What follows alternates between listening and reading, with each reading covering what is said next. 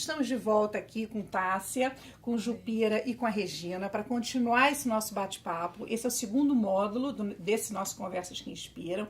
Se você não viu o primeiro módulo, vai lá no nosso portal, tem um link aí embaixo, assiste a primeira parte, que foi bastante animada, né? Foi. Fala, né? Tássia contou bastante da história dela, que realmente é muito inspiradora, né? Uhum. E agora eu queria voltar com as perguntas aqui. Regina, eu sei que já tem uma pergunta, Jupira também. Quer falar, Regina? Eu gostaria de saber o que inspirou você a seguir por esse caminho. Qual foi alguma coisa quando nós tomamos alguma atitude nesta vida, alguma coisa traz alguma luz e inspira a gente para dar seguimento. É isso que eu gostaria de saber. Então, eu comecei realmente a empreender fazendo assessoria de imprensa, porque eu comecei pela assessoria. E acabou que as demandas dos clientes me fizeram falar, peraí, eu posso fazer isso também. Porque eu acho que demorou um pouquinho de tempo até eu perceber tudo o que eu podia fazer e aumentando o meu leque, porque eu tenho um MBA em mídias sociais e eu também sou formada em publicidade e propaganda, além de ser formada em jornalismo. Então, assim, eu poderia abrir o meu leque, eu não precisaria ficar só na assessoria de imprensa, eu poderia oferecer outros serviços. Então, quando eu saí do jornal, eu falei assim, poxa, mas o que aqueles projetos vão fazer? E eu estava preocupada demais com os projetos pequenos, nem tanto com os grandes, porque os grandes acabam que têm uma facilidade maior para se inserirem na mídia. Mas a minha preocupação eram os pequenos projetos, porque eu já atendi projetos de todos os lugares do Rio de Janeiro. Então eu estava pensando naquele projeto lá do Cesarão 2. O que aquele projeto lá ia fazer para poder conseguir se inserir na mídia, para poder mostrar que no Cesarão 2 não tem só violência, que lá no Cesarão 2 tem um projeto de basquete muito importante e que as pessoas não sabem e que até veículos internacionais já foram cobrir, que é uma coisa que honestamente eu não entendo. Vários veículos internacionais conseguem encontrar nas favelas cariocas vários projetos. Eu já perguntei assim, mas vocês nunca saíram no jornal aqui no Rio? Não, mas a gente já saiu no New York Times. Aí eu, É uma coisa meio surreal, a gente né? já saiu no Washington Post. Eu, Tipo, como é que você nunca saiu no Jornal Dia, no Jornal Globo, no Jornal Extra, mas você saiu no New York Times? Isso pra mim realmente é impensável. Só que isso acaba acontecendo muito porque o turista, quando vem pro Rio, ele tem uma curiosidade de conhecer a favela. Então ele conhece a favela e comenta isso com um amigo que às vezes trabalha no jornal.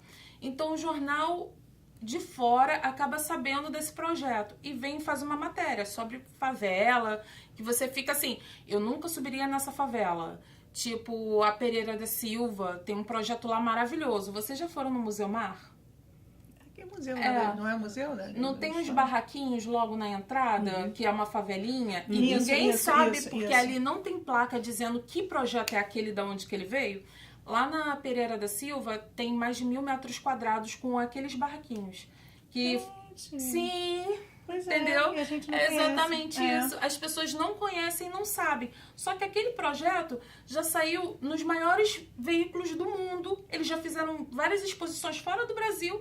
E aqui no Brasil a gente não sabe disso. Por quê? Porque não é divulgado. Não tem interesse. Porque as pessoas pensam assim, poxa, aquela favela não tem UPP. Os traficantes andam com metralhadoras. Eu não vou subir. Entendeu? Mas o New York Times subiu. O Washington Post subiu, vários outros veículos importantes subiram e conheceram aquilo. Então, o meu trabalho, eu gostaria de que os brasileiros conhecessem as favelas e também não vissem só que os projetos que estão inseridos em periferias e em favelas, eles só têm violência. Porque a gente acaba acreditando no que a mídia mostra pra gente, que é só violência. Mas o gringo, quando vem pro Rio, ele quer conhecer aquela favela ali, porque ele viu aquela matéria mostrando como é aquele projeto. E tem projetos incríveis. Então, por isso que o turista estrangeiro, quando ele vem, ele fala assim, eu quero ir na Rocinha, eu quero ir na Cidade de Deus. Aí a gente, que é de fora, que é do Rio, mas é de fora desse meio de ficar visitando periferias, fica pensando assim, turista é maluco. Que ele quer naquela favela? É porque exatamente então, ali, né? Isso. É porque ele já sabe exatamente o que tem ali. Mas é por isso que você fala que o teu trabalho, ele é um trabalho de impacto social. Sim, é um trabalho de impacto social. Porque é um papel que faz muita diferença, porque você dá uma visibilidade. Sim, e a visibilidade é muito importante para o projeto conseguir pessoas para participarem daquelas ações e também para conseguirem patrocinadores e apoiadores. Verdade. Tem um projeto no Alemão, um projeto Vidansar. Em janeiro, a gestora dele veio conversar comigo, porque o projeto, apesar de ter enviado 2 crianças do Alemão para a escola Bolshoi, que é a escola de balé mais importante do mundo, e só tem um polo fora da Rússia, que é aqui em Joinville, em Santa Catarina, aqui o Vidansar estava quase fechando, porque não tinha dinheiro para pagar o aluguel. Não tinha dinheiro para pagar aluguel, não tinha dinheiro para pagar os professores, não tinha dinheiro para nada. E aí ela veio conversar comigo e falou assim, olha, eu não tenho dinheiro para te pagar agora, espero ter, mas se a gente não fizer nada, o projeto vai acabar. E o projeto já beneficiou mais de 2.000 crianças ali da região. Gente. Entendeu? E é exatamente isso, o projeto que impactou 2.000 crianças, que já encaminhou 5 para o Teatro Municipal e mais 2 para o Bolshoi, ia fechar. E você imagina, se em 7 anos esse projeto impactou 2.000 crianças que poderiam estar na marginalidade, poderiam ser atropeladas, poderia estar acontecendo 1.000 coisas na vida dessas crianças, esse projeto ia fechar. E o aluguel deles era R$ 1.500 por mês. Entendeu? Um projeto que impactou 2.000 vidas ia fechar por R$ 1.500, por não ter uma estrutura mínima, por não ter nada para poder oferecer para aquelas crianças.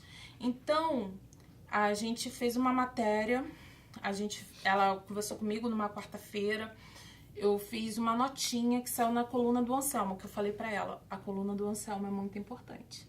Então, se sair lá, um empresário vai ler, alguém vai ler e vai dar realmente um destaque muito bom. E aí, isso foi na quarta-feira, saiu no jornal de sexta, na coluna do Anselmo. E aí, na sexta mesmo, já veio uma pessoa falando assim, olha, eu quero ajudar esse projeto, entendeu? Eu quero patrocinar por 1 ano. Nossa. Entendeu?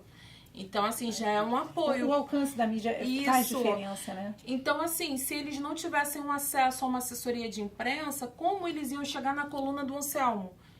Tentando bater lá no jornal, igual faziam comigo. Então, assim, o Anselmo é muito ocupado. Ele talvez nem recebesse porque não tem tempo. É verdade. Então, entendeu? Pelo que eu entendi, além do seu trabalho, você tem que ter seu ganho para o seu sustento. Sim. Você não viu esse lado e atendeu um pedido para fazer uma matéria, sabendo que não teria dinheiro para receber. Sim. Aí acabou que a gente fez até uma parceria, porque eu estava precisando de ajuda jurídica para poder fazer contratos e essas coisas assim, até para evitar futuros calotes, possíveis calotes. E a gestora é advogada, então ela me ajudou nessa parte jurídica, em contrapartida de eu ajudá-la a sair na mídia. Uma troca. Gente, olha, nós vamos encerrar esse módulo. Esse módulo, a gente vai continuar esse bate-papo. Vamos encerrar esse módulo para não ficar muito grande. Só queria falar uma coisa, né, Tássia? Que assim, além de você dar mais visibilidade para esses projetos, você está mudando também a maneira como nós vemos a própria cidade. Sim, com certeza. Não é? Você está aumentando a maneira, quer dizer, ampliando a maneira como as pessoas enxergam a própria cidade e o que se faz na cidade. Gente, a gente vai encerrar agora para não ficar muito grande, mas nós vamos voltar no terceiro módulo. Jupira tem mais pergunta também. Tássia, obrigada, meninas. Nada. Até o próximo módulo.